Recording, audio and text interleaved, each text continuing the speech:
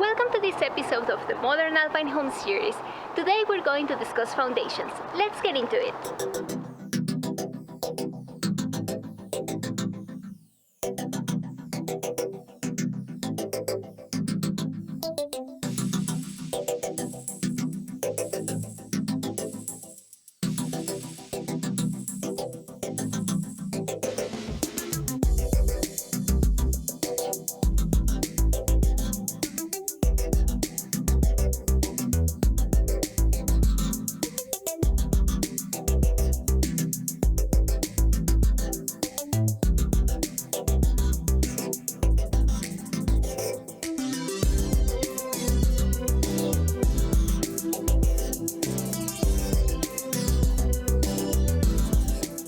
The excavation for the foundation is done, so let's do a walkthrough and I'll walk you through some of the highlights of this project.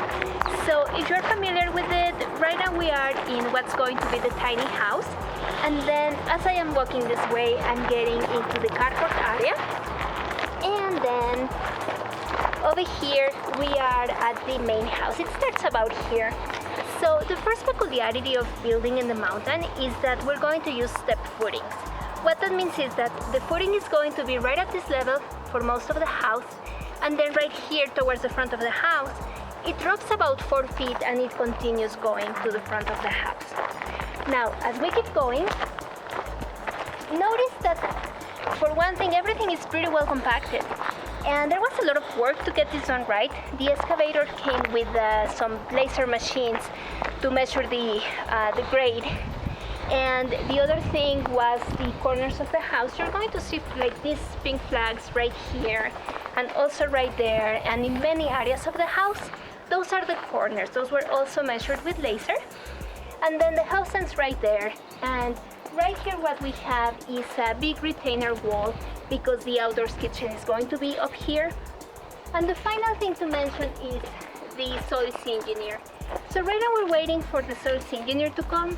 He needs to check 2 things. One, that the ground is pretty solid, pretty well compacted, so that ensures the house will be on a solid ground. And the other thing is that the type of soil that he sees now, it needs to match what he saw on the test pits. So now he can see it in real life and confirm if his analysis was correct.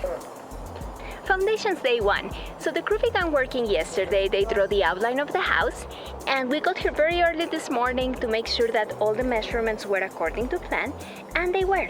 So now the crew behind me is working on building the forms for the footings, and the next step is going to be adding the rebar.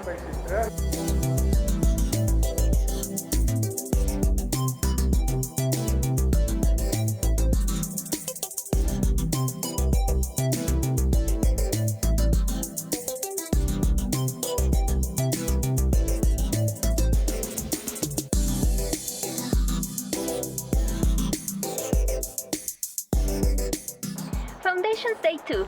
So yesterday they completed setting the forms for all of the footings of the house, and today they are going to set up this rebar along all the footings. So you will notice we have the footings here. This is the basement. We also have the pad for the steel column that will go in the middle. An interesting thing they did was they used a laser to make sure that all the tops of the footings were at the right height. So the finished floor upstairs is going to be all at the same level. You may notice on that side of the house that the footings are actually higher, and that is on purpose. That is because this is the livable space in the basement. This one is, I believe, 8 foot high, whereas that one is the mechanical room. It's only 7 feet high, but they measured everything, so the top of when we put the floor on top, it's going to be all at the same height. And that's it. We're waiting for the crew right now to arrive so they can start working on the rebar.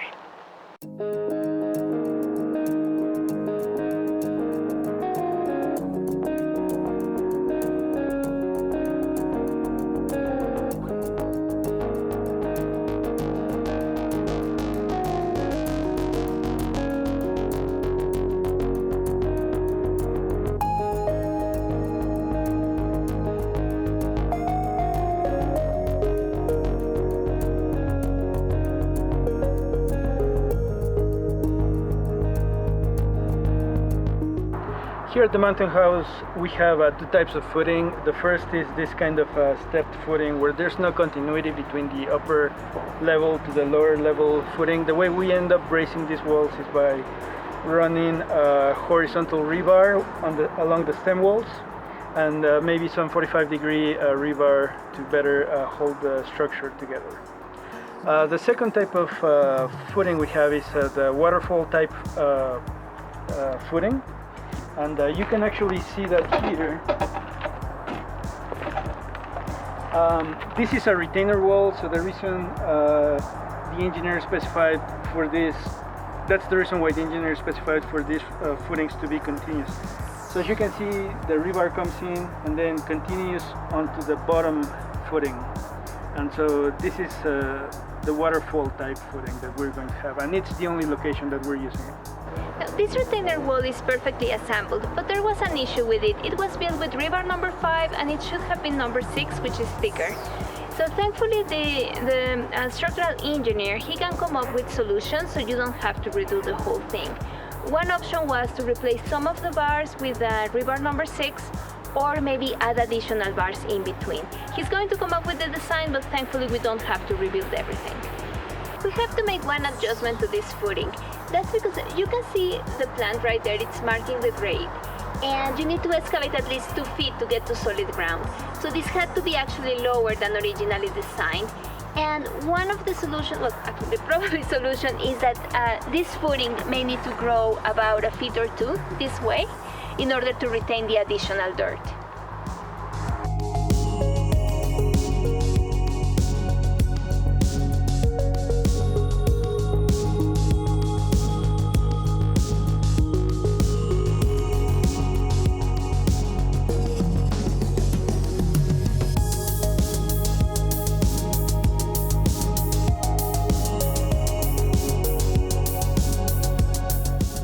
Well, hey, good morning. I'm here waiting for the city to come and inspect the footings.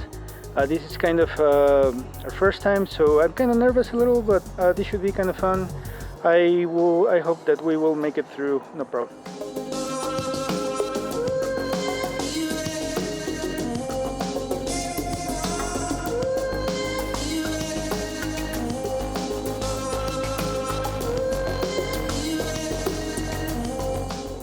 So it looks like they're here, so I'll be right back. We're going to be looking at the footings and the first, so be right back.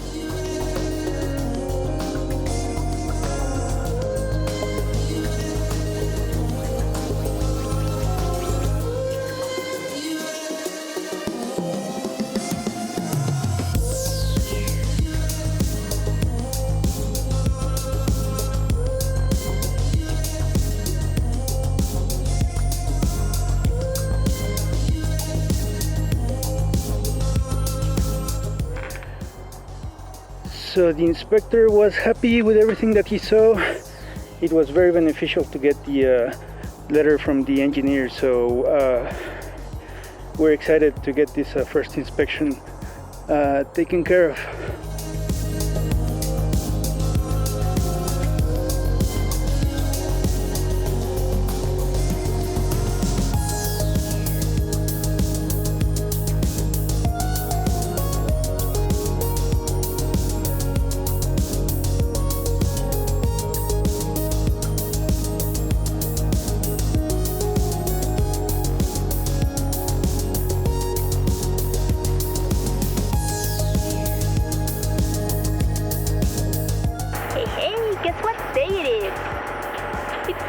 Day for the footings. We are so excited about it. We are doing 4 concrete trucks and our crew is just amazing. The quality of their work, all the detail and everything. We are so happy to be here. Interesting note, so the concrete trucks, it takes about 1 hour for them to get here. So they had to add some water to the mix. But still we have the fiber mesh to keep like all the strength, all the strength that we want in the concrete. So here we are, we'll keep you posted.